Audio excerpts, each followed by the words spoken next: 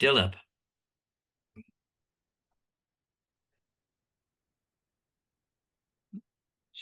Yeah. My purpose of this talk is to give an idea of the background behind the present Hindu revival, and the second part to discuss with you to get of how you have perceived this or the news that you have received about the revival that is now happening here. Sometimes when I read the New York Times or the Washington Post, I am astonished by what they have written because they don't represent even half the truth of what is happening in India. That is why I read this somewhere that in the 21st century, if you do not watch the news, you are uninformed. If you do watch, you are misinformed. Coming to Hinduism,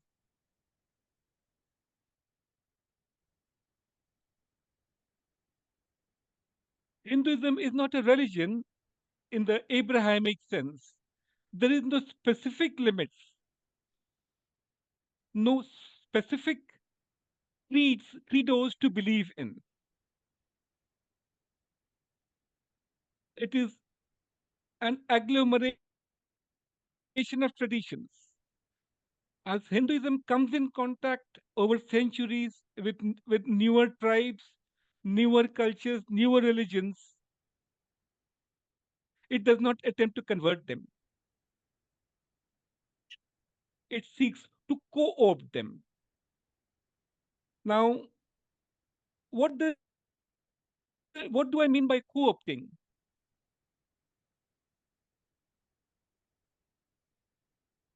When it encounters a new tribe, the Hindu doesn't reject the god of that tribe. He co-opts that god. In turn, that tribe accepts the Hindu idea that all gods are one god but in different forms. This co-option is two-way. The tribe then accepts the larger idea, the deeper idea of oneness of all. Hinduism, on its turn, accepts the tribal god as one of its gods. This process of co-option enlarges Hinduism. Nobody feels an outsider.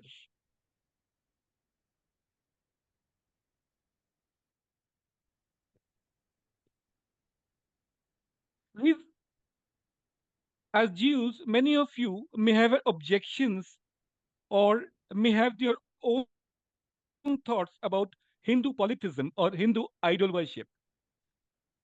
The fact is that every Hindu understands that the idol they worship is a symbol, a representative of the power, and the form is one of the forms of the infinite number of forms of God.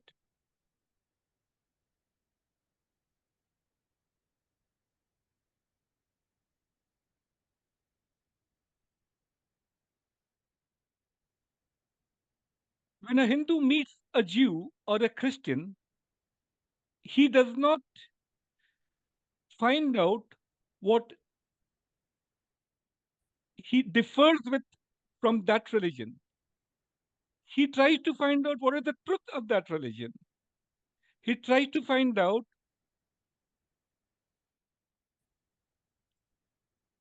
the way that religion has approached God. For the Hindu, God is one, but the paths are many. So, in that sense, even the Muslim, even Islamic God, for the Hindu, is just the formless God, God who is without form, whom we worship in form. I hope I'm giving you this background so that you understand that Hindu revivalism is not rejectionism of other religions. What then is the background of this revivalism?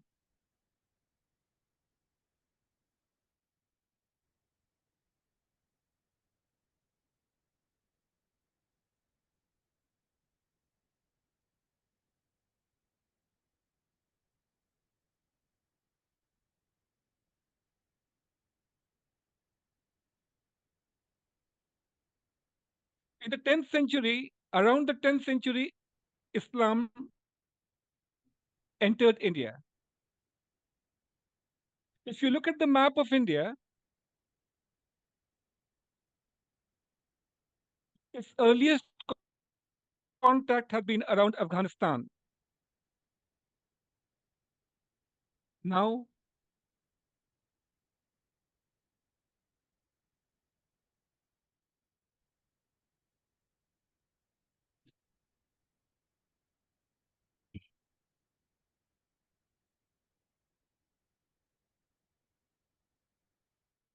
till then, Hindus had encountered invasions from that area, the Greek invasion, the Sakas,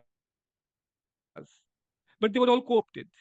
For example, when Macedonian ruler Alexander the Great conquered parts of Punjab and left India, he left the generals behind to control.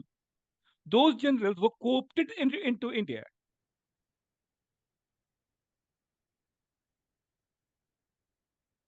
In the case of Muslims, this co-option never happened because you can see Islam refuses co-option. It seeks either conversion or rejection. For the Hindu, the idea is co-option and coacceptance.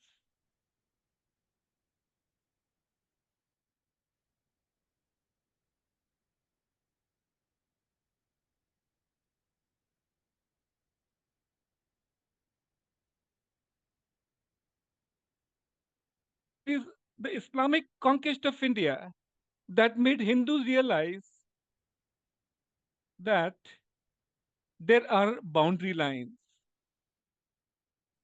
The Muslim treated India as non-Muslim.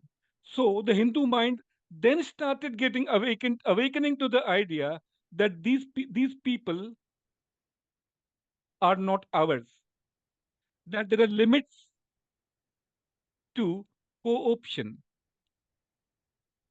that we are rejected, and therefore we too go ahead and reject.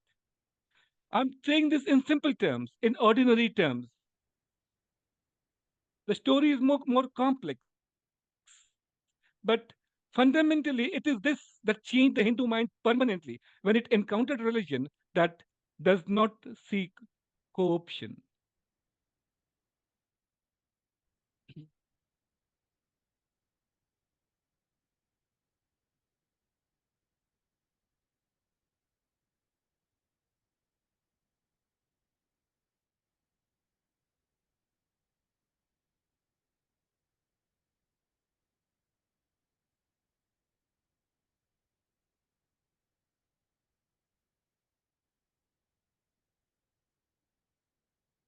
Now, when we talk of caste, this in the West, it immediately imageries emerge of India brutally ruling over the segment of humanity. There is a truth in it as well as there's a falsehood in it. Let me give as comprehensive an idea as possible in this talk.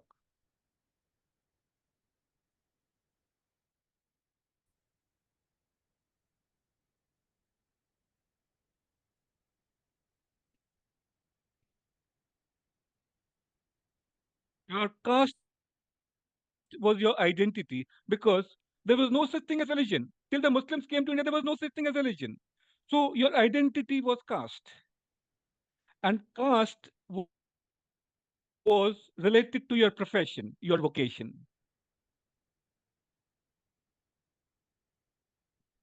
So a person's name often would have his father's name, his village's name, his caste name, and his own name. Sometimes you that's why you see sometimes very long three to four alphabets before a person's name. They refer to his village's name, his father's name, his caste, and then his name.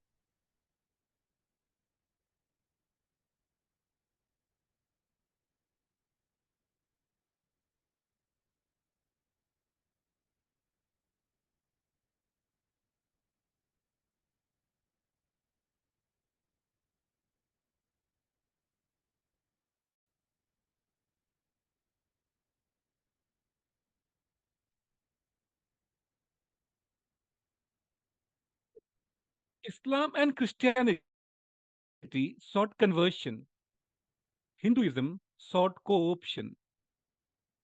This difference in approach remains unresolved even today. But when it first emerged, the Hindu started thinking in terms of identity. Prior to that, caste was the identity. With different castes, the same gods were worshipped. The theological ideas were same. The eschatological ideas were the same, but the modes of living were different. Let me now give you a brief idea about caste in India.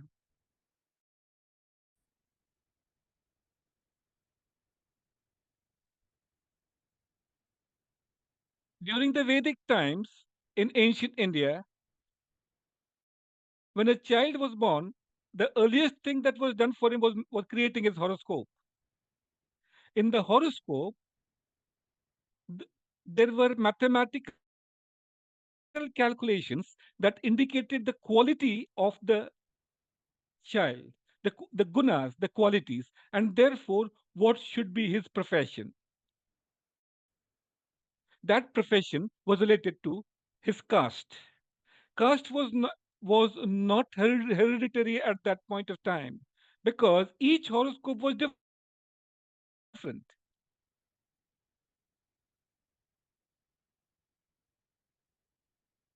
Even today, any Hindu who makes a horoscope, he notices that his caste is given in the horoscope. And that is not the same as his own brother or his own father because the timing of his birth is different. This is now overlooked.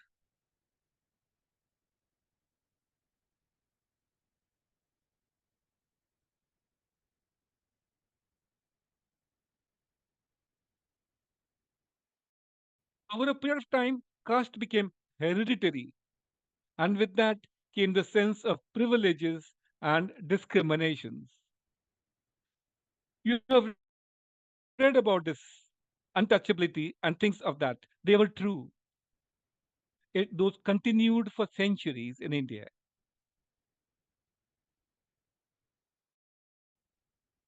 In this picture, you can see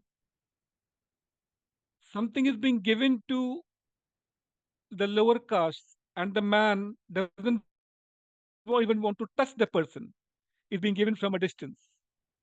This was a reality a few centuries back. The worst, what you call the nadir of casteism in India. This could not go for long. It had already emasculated society.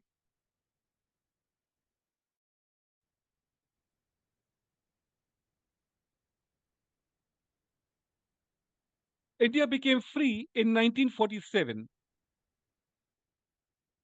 Prior to that, for about 150 years, social reform movement had started to dissolve caste from Hindu consciousness. It was only in 1950 when India adopted its own constitution that caste became illegal constitutionally in India.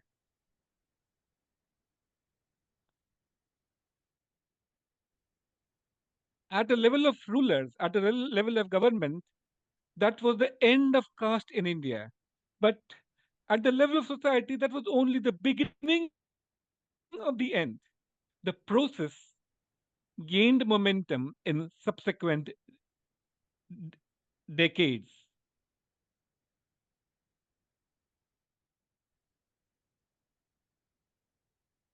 In this picture, you can see the Prime Minister Narendra Modi wiping the feet of, washing the feet and wiping the feet of people who would have been regarded as untouchables earlier.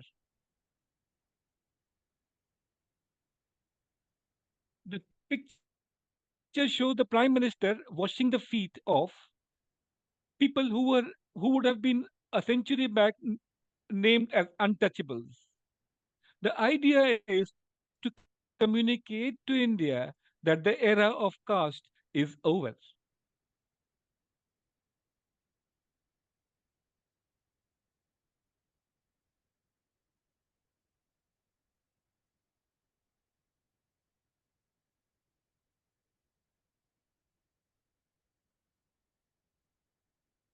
In India, caste-based reservations, caste-based discriminations no longer exist, but caste-based identities still exist, and that gives space for politicians to exploit them during elections. You get a vote bank. So there is a caste of cooks. So somebody comes and creates a group, and well, the vote for the cooks go for that party. This is one of the reasons why you see so many parties in India vying for caste groups. But this too is diminishing in India. The factors are rapid urbanization. The second most is women getting empowered, women getting employed, they go out, they fall in love, and, well, intercaste marriages happen. This is the most important change that is happening in India. If within a family circle, one person marries outside the caste, that for that entire family circle, it's a shock.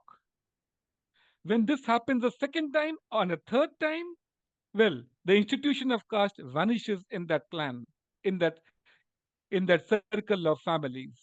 When this happens in thousands and thousands of families, caste identities itself weaken in India.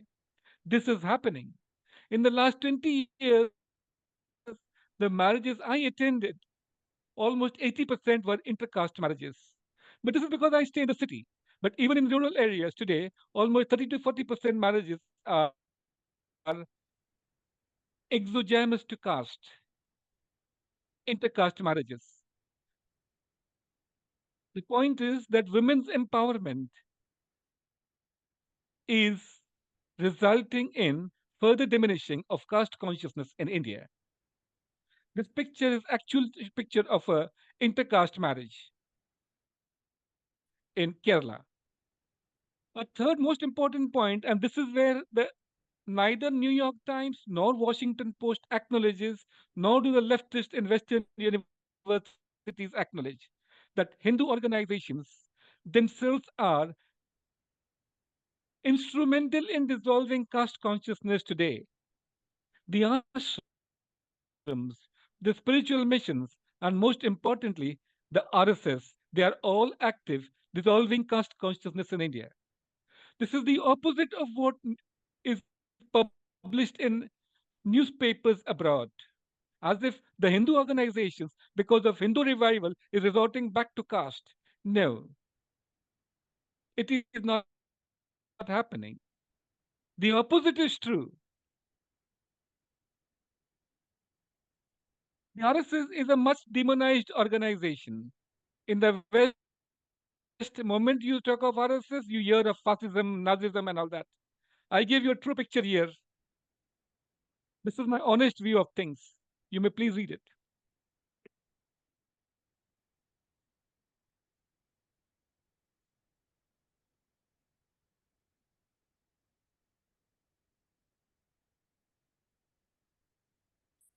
The picture you see is an actual morning shakha, a morning group of RSS people meeting together. At a small meeting, a small exercise is happening. This is a morning group. There are similar morning groups all over India. In hundreds and thousands of shakas happen in India. This is the unit, the basic unit of the RSS. I've brought in the RSS because Hindu revivalism is often projected as an RSS work. It is true, but it is not wholly true. Neither is the RSS a regressive organization the way it is being put up.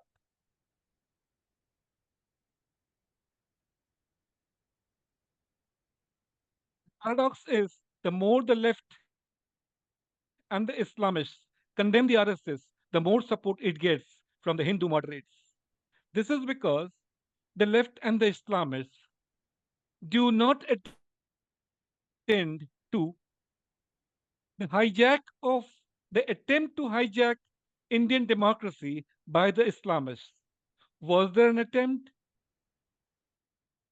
Look now.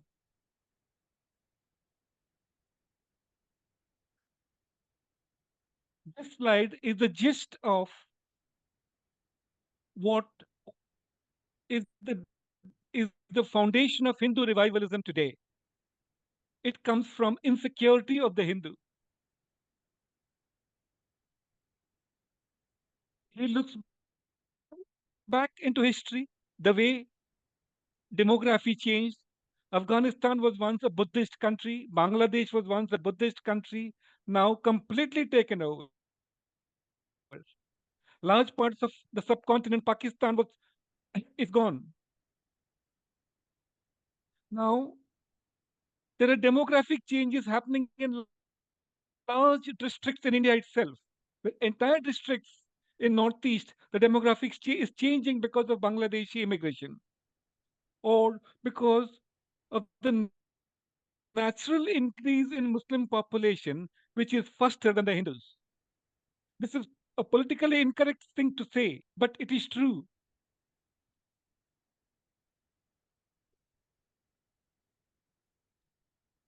A Hindu dislikes the left, the Hindu leftists, because of the cancel culture, what you call cancel culture in the West. In India, we call it neutering of all cultures. It's a form of elitism in India. The left has hijacked the education system, the legal profession, the trade unions. I repeat, the education system, the legal profession, the trade unions, and large parts of the media. These are hijacked by the left in India. The reason why the left in the West is able to get the view of the leftists in India faster is because it is only the leftists who have high fluency in English and are present in the professions that connect with Western professions. The large masses are not connected with that. But those who are aware about Islamic history of recent times, 1979 could be defined as the ground zero of modern Islamism. The Iranian Revolution, the invasion of Afghanistan, and the siege of the Grand Mosque in Mecca. These three gave a fillip to Islamic revivalism or fundamentalism. India has about 20%, 15 to 18% Muslims and 20% minorities as a whole. The majority could not stay immune to what is happening. The revivalism process started in India too. It started with the TV programs, the Ramayana, Mahabharata, the epics, which are living elements in Hindu consciousness. Till then, it was subconscious. The television programs every Sunday for 1 hour used to have Ramayana or the Mahabharata, and the Hindu consciousness awoke. In fact, at that time, streets used to be deserted, shops used to be closed. People would watch the TV. The second 1980 onwards was the Ram Janmabhoomi Babri Masjid dispute, what Gabriel just referred to. This got fruition only in 2023 when the temple was built. For till that period, a dispute continued in the courts, in the streets during election scenes, but it reinforced Hindu consciousness. Still, up to that point, the educated Hindu was not in support of Hindu revivalism. The moderate Hindu was not in support of Hindu revivalism. Even me personally, till that point of time, we did not vote for the BJP. It was only in 1985 that the majority or the moderate class of Hindus started voting for the BJP, lurched toward the RSS. It happened with the 1985, the Shah Bano case, where a 70-year-old widow was given alimony by the Supreme Court, by the Supreme Court, and but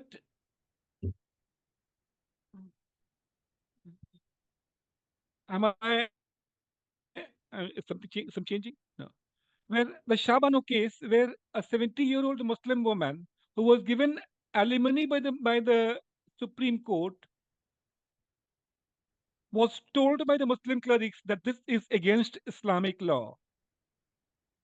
The Supreme Court judgment was diluted by a law in Parliament. What the Hindus learned from this was that our parliamentary system itself has been hijacked by Muslim fundamentalists. 1985 was a watershed year for Hindu educated people. They understood that Indian democracy is now under threat.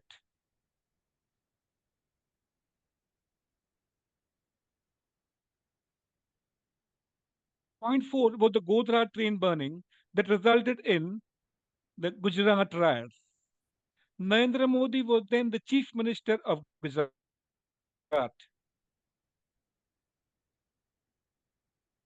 The riots, the burning, led to the emergence of Narendra Modi as a Hindu icon.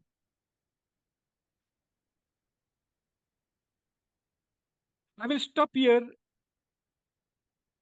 and now seek a discussion with you on a question answer basis.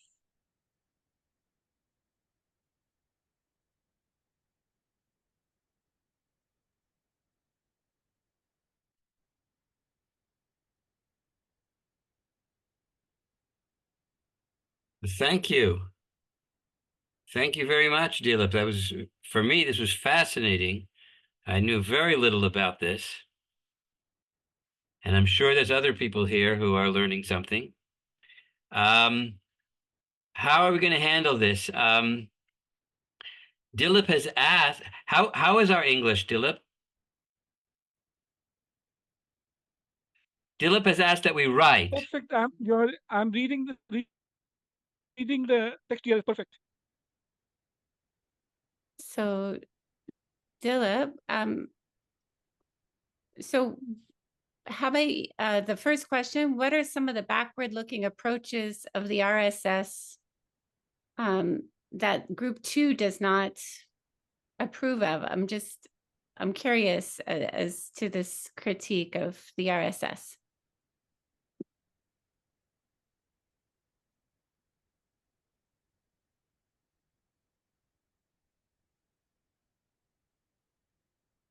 You want to answer the first question, Dilip? I'll answer the first question first. What are some of the backward looking approaches of the RSS by Group 2? One, the RSS, being a Hindu grouping, often harks back at the forms of worship, the forms of dress, language that were there in the past. Now, there is a stress within Hindu community about this. The Hindus, as such, want to move forward without disconnecting themselves from the past. Whereas there are significant sections in the RSS who believe that sticking to ancient languages, sticking to older forms of dress or older forms of temple worship is um, is the right thing for Hindu nationalism. This is not in agreement with significant number of Hindus who believe that that is a backward looking approach.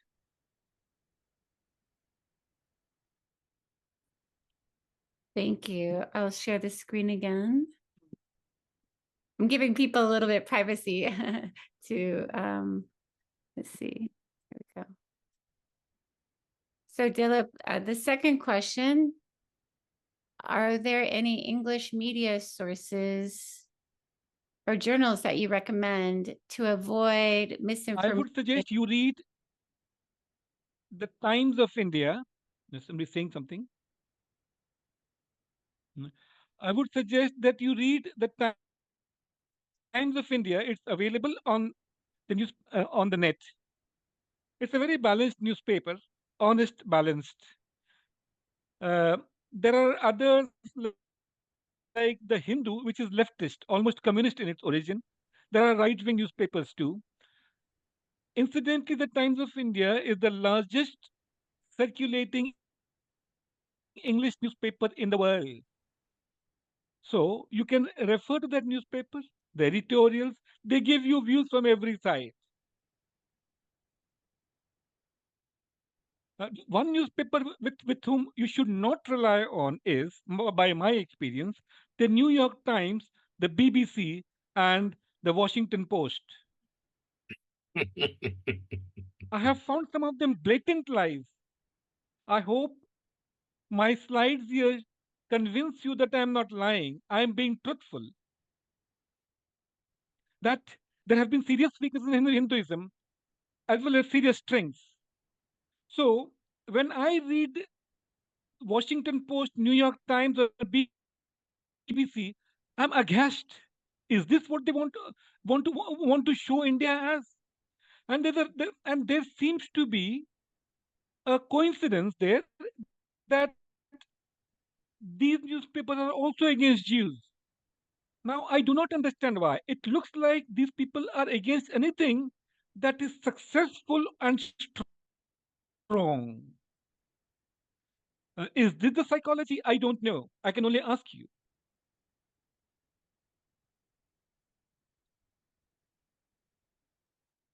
So the next question, what roles do other religious groups play, such as Sikhs or Christians, that are there humanists distinct from the leftists? So for Let's take example, them one by one. Buddhism first, because it is the oldest. It emerged in the 6th century BC, and by the 3rd or 4th century AD, it was the major religion of the country. It got absorbed by Hinduism. When Buddhism started, it was not a separate religion. Uh, it did not have a separate identity as Buddhists versus Hindus. It was just that they didn't believe in certain rituals of the Brahmins, and they were not besotted by caste as institution.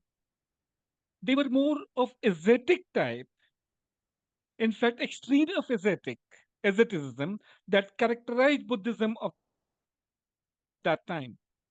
Whereas the Hindu, or what we call Hindu today, was not given to that extreme of asceticism that the Buddhists practiced of that time.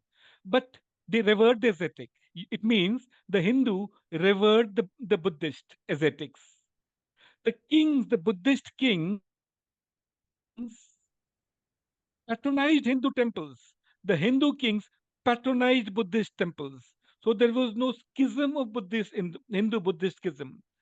This schism happened only after, not schism, it's not a schism even now.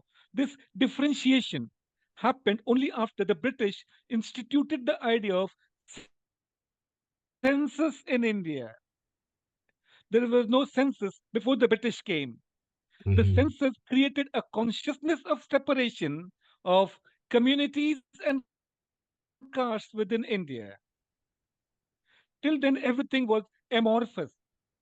It crystallized with the census. Coming to, please remember that the Buddhists, the fundamentals remain the same: karma, rebirth, and such. The only some of the what you call some of the basic tenets are different, but the fundamental ways of life remain the same.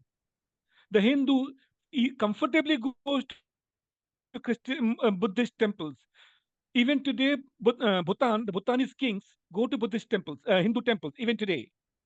Coming to Sikhs, the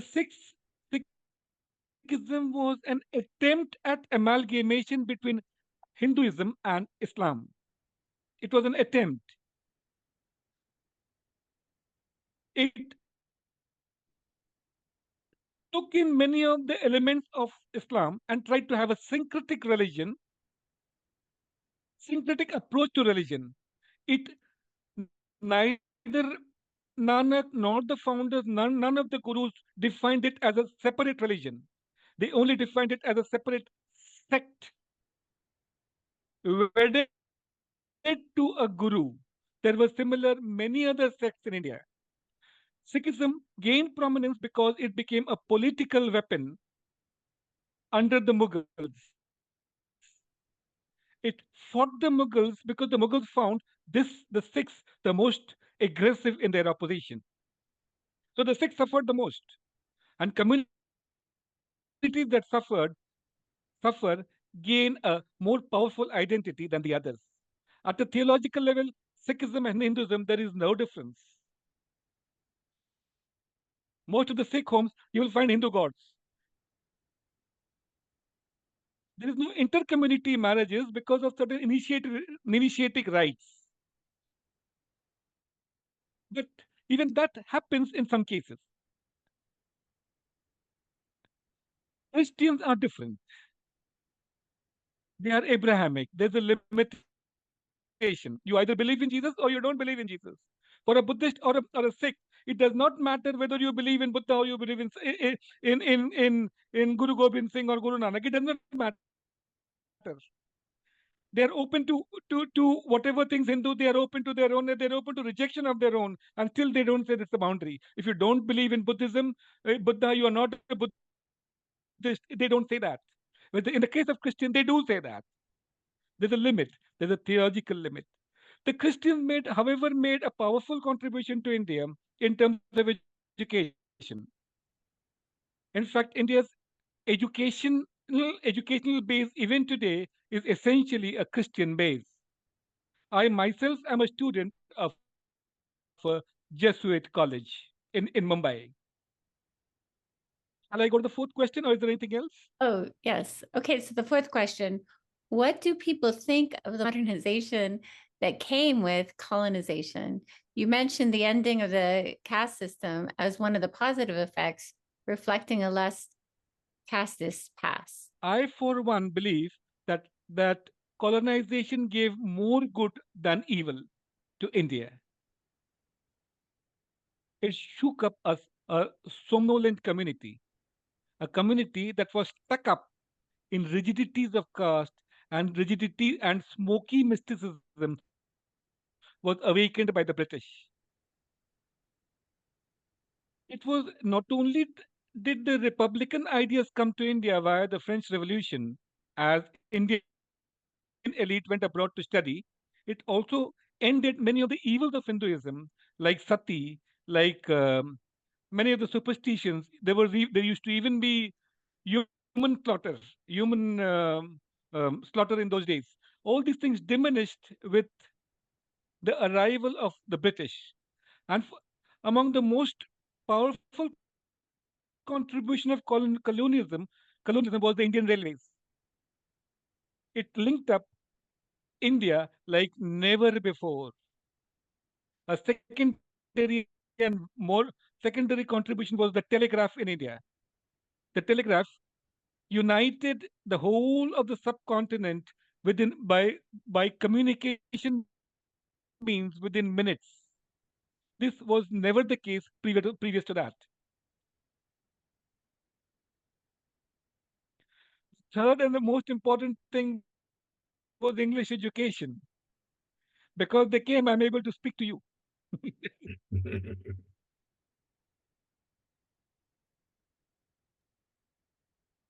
Okay, perfect. Thank you. So number 5, I've met people from Sri Lanka who tell me they're Buddhists and also that they're Christians. Does that make sense to you? You see, Buddhism is an eclectic religion. All Indian religions, in fact, are very eclectic by nature. They don't have rigid boundaries.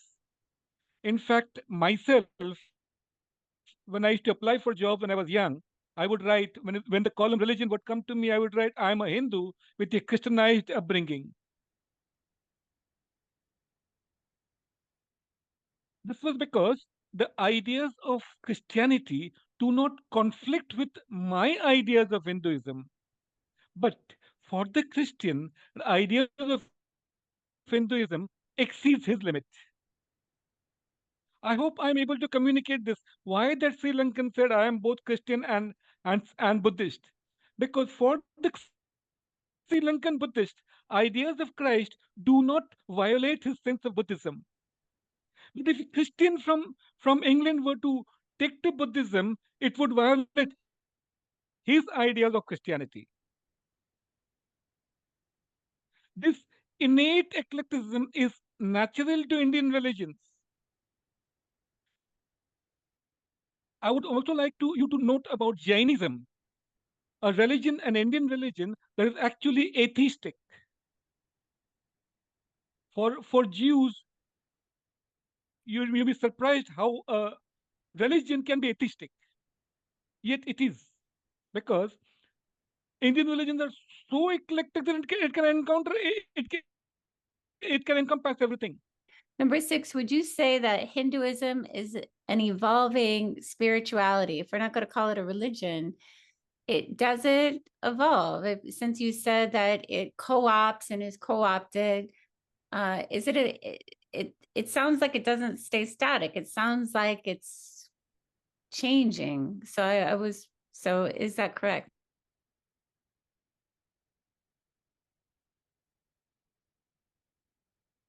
Theological level, it is not static. It goes on expanding. However, social modes can be static. Society is inertial. The Hindu is characterized by inertia. This is one of our weakness, our cultural weakness. In fact, to most of my Hindu friends, I say that please let us learn from the Jews how dynamic they are, what vitality they have. I mean it. I say this to my Hindu friends. So, at a theological level, Hinduism is not static. It is an evolving spirituality. Believe me, we accept the divinity of Christ. And if I were to read the Talmud, I would do it with reverence only. Many of the Old Testament prophets would be our rishis. This is because we're eclectic. At the spiritual level, Hinduism is about experience. There was this question when when a student came to a guru, and the guru asked, and the student asked the guru, said the guru, I want to know about God. The guru replied, do you want to know about God, or do you want to know God?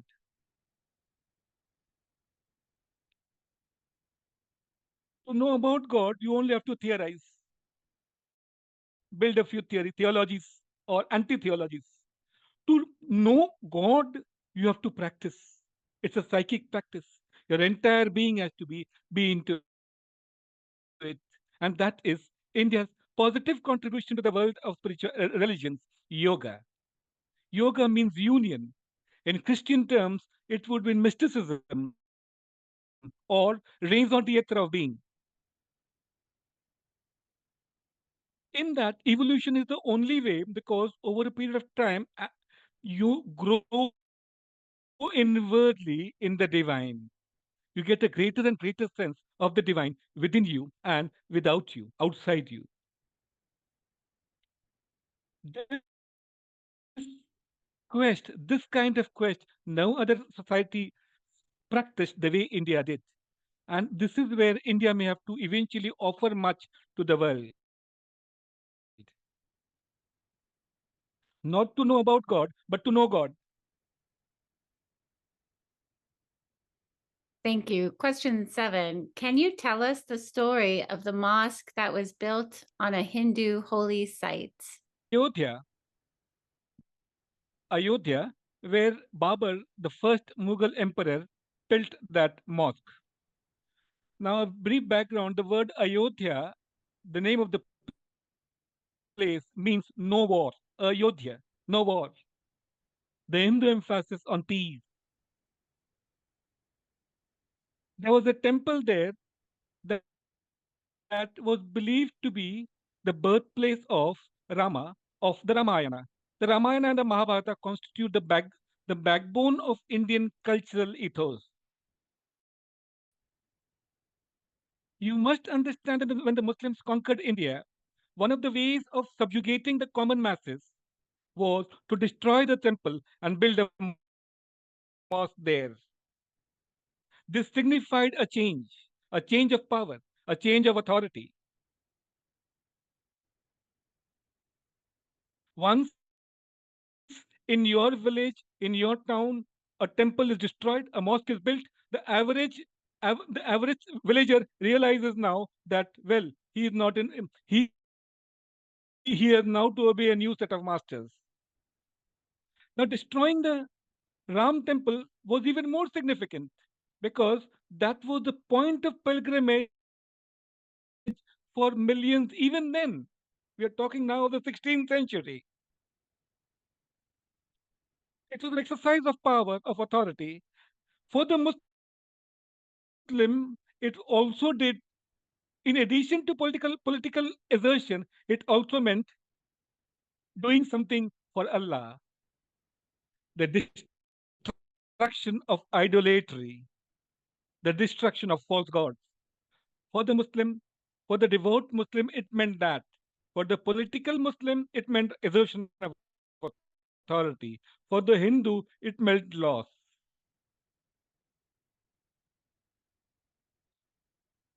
It took centuries for it to be rebuilt because around that, the myth could not be killed. The myth that Rama was born there in that spot could not be killed. It continued in the Hindu psyche because daily in many Hindu homes they chant songs about Rama, about Sita, born in Ayodhya. But when they go to Ayodhya, they find there's a mosque there.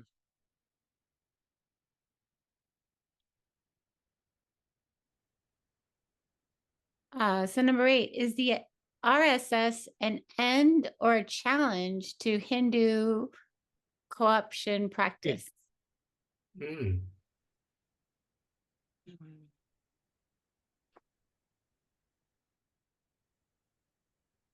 I like question number 8 the most of all these questions.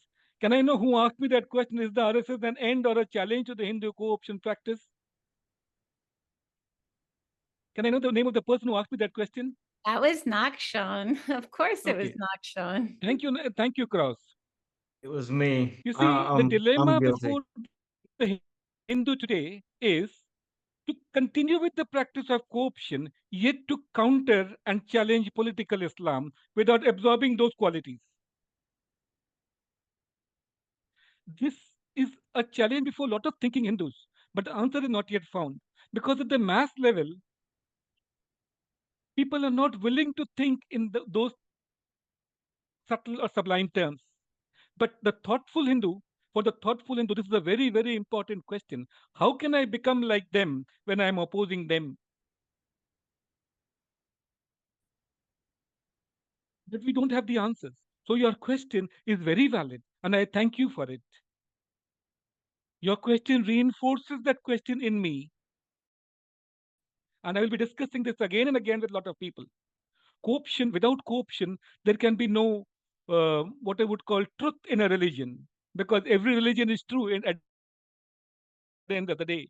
But if we continue to but how do you co-opt with a religion which has no intention to co-opt? How do you coexist with your neighbor who doesn't want to coexist with you? We have no answer. We have not yet found the answer. We are fumbling. We are groping. In fact, I say we are groping. We are taking steps in the right direction, but in the wrong way. The present anti-Muslim temper in India is not acceptable to a large number of Hindus. But we know the challenge posed by political Islam. If it is not handled, well, we are gone. How would you have loved it if Pakistan was a larger country, the size of India? Can you imagine what the world would have been like? Can you imagine what the world would have been like if Pakistan were the size of India with a larger Muslim population? Can you think of the balance of forces in Asia today? It is because Pakistan is small and India is large and more diverse. powerful, that Asia is more balanced. Am I making sense, sir? Yes. One Yeah, of the reasons absolutely. why Absolutely. Thank you so much. Thank you. one of the reasons why Hindus support Israel is because we believe the educated Hindus here, the Hindus who are thoughtful, who believe that without Israel in the Middle East, the balance of forces would turn towards darkness.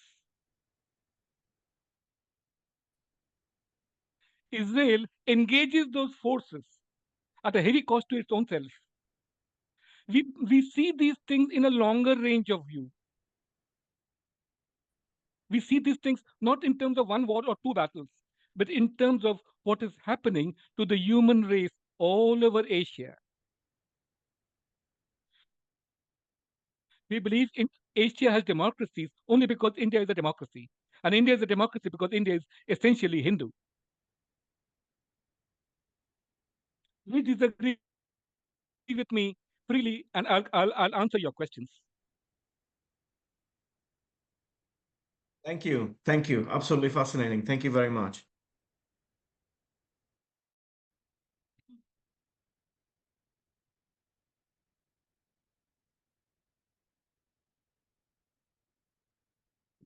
Now, what is the Hindu perspective of an untruth about God or lie, or even something silly or a mistake? I'll tell you a story from the Ramayana.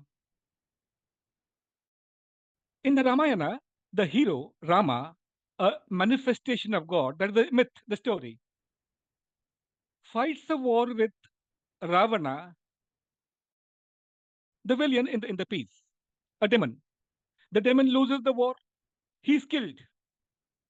Rama is now standing near the dead body of Ravana. What happens next? Now you'll catch how the Hindu mind works. The soul of Ravana emerges from his body and falls at the feet of Rama. And the soul tells Rama, Lord,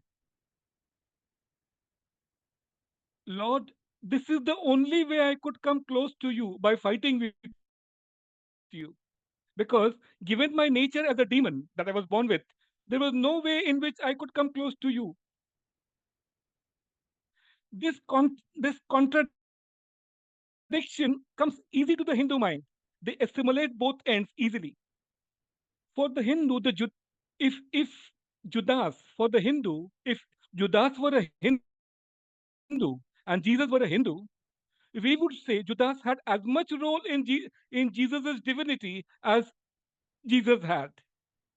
Because without Judas's work, Jesus' role would have been incomplete.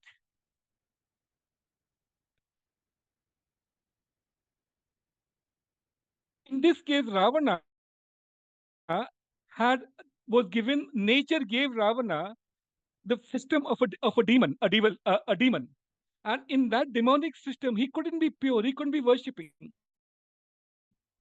So he had to fight God in order to come close to him.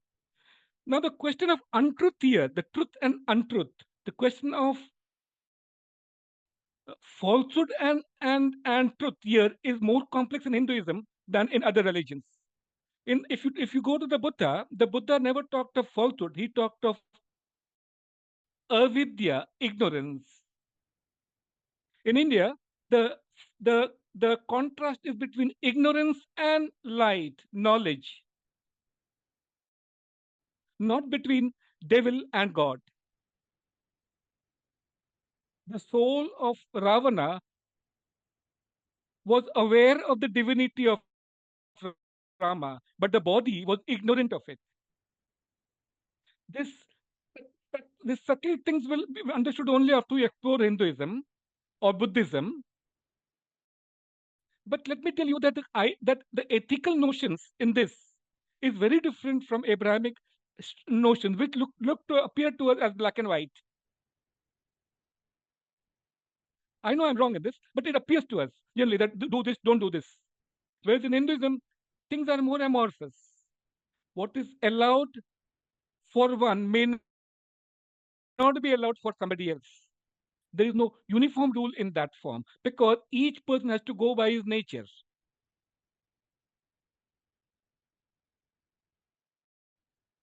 For example, the frog has his nature and the scorpion has its nature. The nature of the scorpion is to bite. So if a scorpion sits on you, you're allowed to kill it. But if something harmless sits on you, you're not allowed to kill it. But this is not even ethical, this thing, because you have to follow your own nature in this game. So the operative term in this is dharma, comes from the root word dhr, means to hold. That which holds you, that which is your raison d'etre, that you have to do.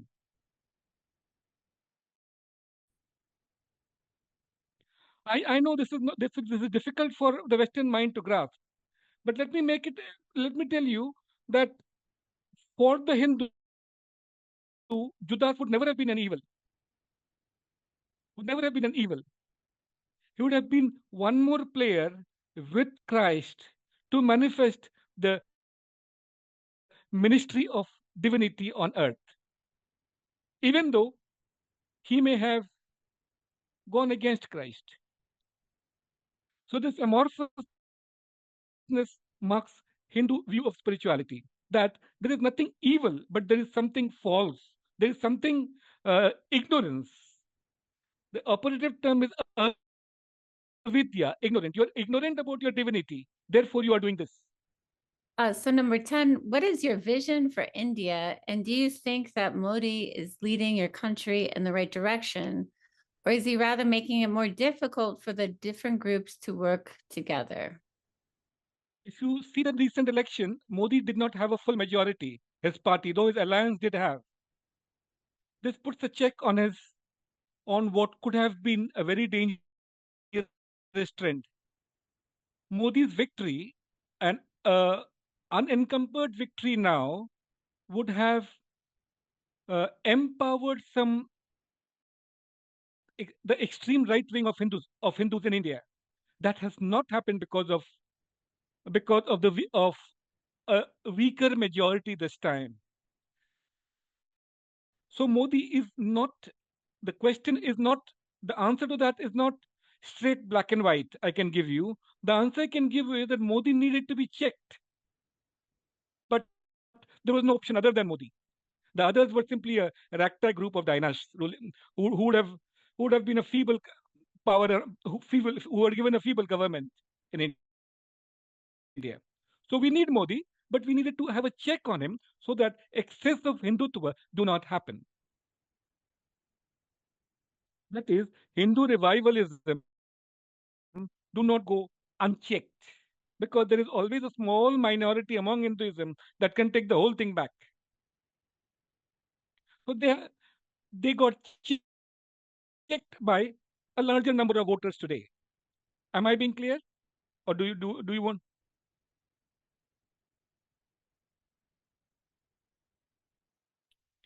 Maybe you can spell out a little. Say something additional to them. Yeah. Maybe you can tell us what would have been the danger if he had gotten a bigger majority. If Modi had had a larger majority, there could have been a stronger government on the positive side, a stronger government, faster economic changes, faster reforms on the economic front, faster laws, better administrative system. But there are regressive elements among Hindus who would have also got a flip by that if Modi had become stronger. They would have eaten Modi himself. Now they know that they cannot pressurize Modi beyond a point.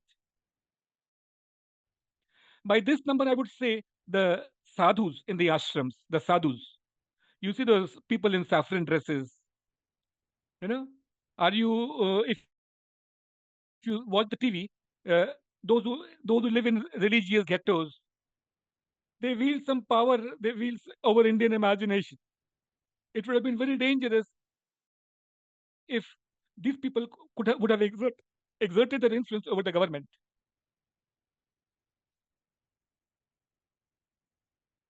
So there are pros and cons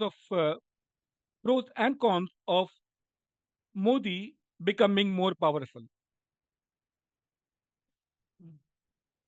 So, number 11, what is the relationship Buddhism between emerged. Buddhism and Hinduism? Buddhism emerged as a separate religion only in the 1900s and later, means 20th century, 19th century, and later. Okay, before that, it was simply another stream in the larger scheme of religions of South Asia. Many Hindus worship Buddhist, have images of Buddha in their own homes. Many Buddhists freely come to Hindu temples. In fact, a lot of Sri Lankans come to Hindu temples in South India. So the relationship is not one of separation, but interspersed. At the same time, there is distinction. The prime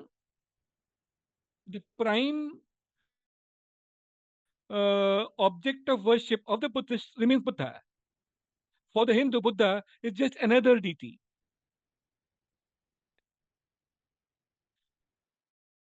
There is also, in Buddhism, the element of caste did not exist the way it existed in Hinduism. But this changed in 1950s when the lower caste in India, the disadvantaged caste, migrated to Buddhism. The result was Buddhism acquired some of the characteristics of caste thereafter. So, if you see a Buddhist from Bangladesh and a Buddhist from India, you'll find there's a difference. The Buddhist from India is usually a neo-Buddhist. They became Buddhist post 1950s. The Buddhists from Bangladesh or Myanmar are Buddhists for centuries. Now, in that, you can just see that there are no clear distinctions between Hinduism and Buddhism as such. There's intermingling, but some distinctions exist. Am I being clear? Yes, perfectly clear. I'll look at some more questions. You have lots of questions. Number 12, when India captures the American media, unfortunately, sometimes it centers around the group violence against women in public places and women and girls. What is responsible for such violence? Is there an explanation? Thank you for that question. Thank you for that question. This is exactly why I'm here for today, to face such questions. See, we're a population of 1.4 billion.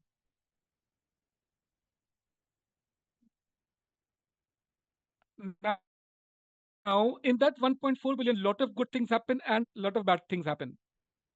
What the American media does is blows up occasional incidents because it fits their narrative. Not that those incidents of violence have not happened; they have happened. In fact, many much more happen that doesn't reach the media. Okay, still things are not as bad as it is projected in the American media, as if the whole of India is on fire. Whole of India women are being raped. No, it is not happening. In some areas, it is dangerous for a woman to move out even in the afternoon because the law and order situation is like that. In some areas like Mumbai, a woman can walk at 2 o'clock at night, nothing will happen. It is safer than London. So in a vast country of 1.4 billion, there is no uniformity about law and order. So those problems against women are law and order problems, not problems specifically against women. Those things happen to men too.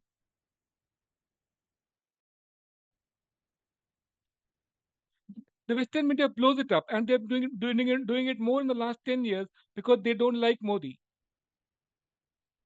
So question 13, you've used backwards and regression several times very negatively. For Westerners, there is a fight over the ways that turning back or going forward, progress, might be good or bad.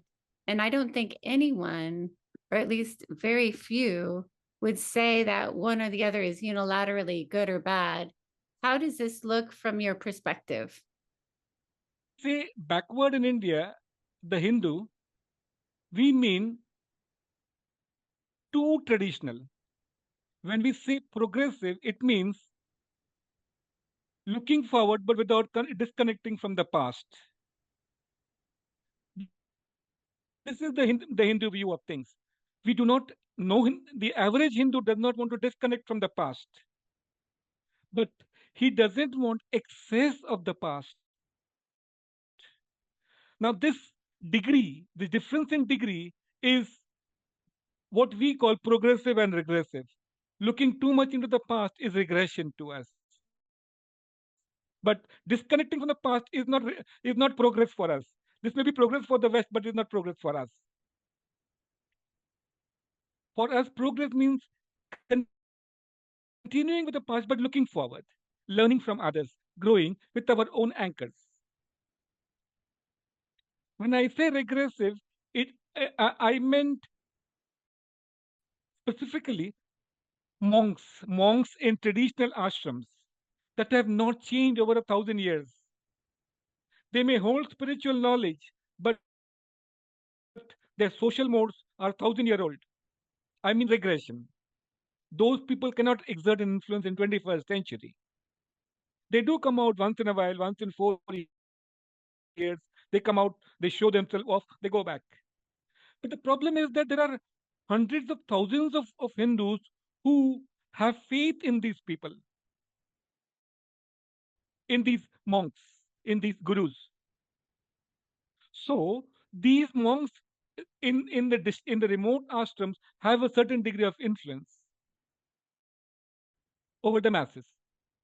Now I don't mean majority, but I still mean millions. Please see, a million is not a very big number in India. I mean, we are something like 1,400 million. So 10 Okay. million is not a big number to us. Even if there are 10 deaths in that 10 million, the newspapers in America will blow it up. So question 14, we're almost reaching the end, I think. Can you please talk about a bit about India's foreign policy regarding Russia, Chinese, Brexit, etc.? Yeah. In the context of Russia-Ukraine war, you can see that India's heart is not with Ukraine. We have our own history of our relationship with Russia and also Ukraine. Ukraine has consistently been anti-India for decades. Their policies have never been in favor of India. In fact, their policies have been in favor of Pakistan. They have even sold armaments to Pakistan. Even in this war, so coming to this, and with Russia, we have a history of friendship for more than 50 years. When America was against us, Russia was for us. This history is backed by another fact that a large amount of our armaments, our war machinery is imported from Russia. We simply cannot junk it. Nor will the Indian public opinion want Russia to be unfriended because of the Ukraine war, especially when Ukraine was never our friend. Now, because Europe wants us to support Ukraine and oppose Russia, that doesn't make sense to us. Of course, the issues are real. There's been an aggression, there's been an invasion, and our hearts are not with Russia in that matter. So it's a delicate balancing act that the Prime Minister is doing. I'm sure privately he's telling Russia, please withdraw from this. But in public, we want them to be our friends. There is another point. China is emerging. To abandon Russia now would mean to abandon Russia in Chinese hands. To maintain a balance of relationship with China means with Russia, to maintain a balance of relationship with Russia means keeping China in check. A Russia-India India handshake weakens China. It reduces China's leverage vis-a-vis Russia. When India is Russia's friend,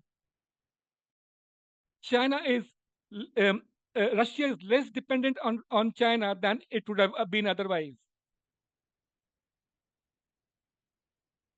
These nuances escape the Western media completely. Next question.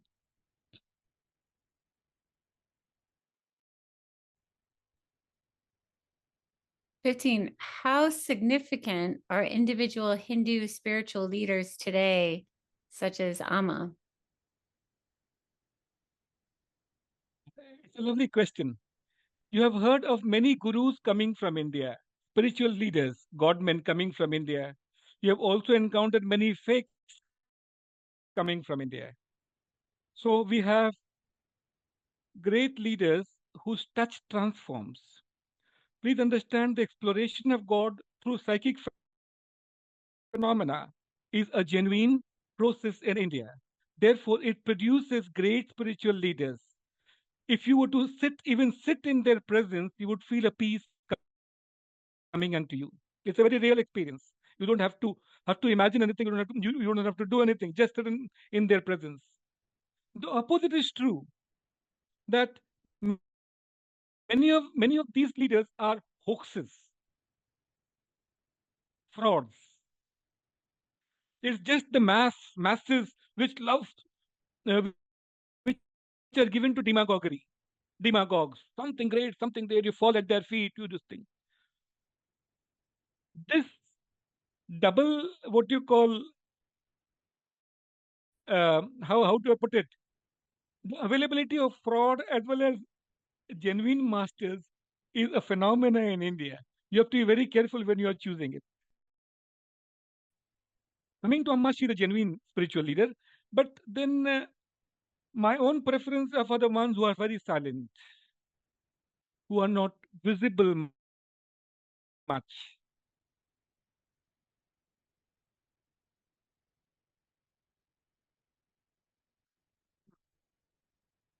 Wow.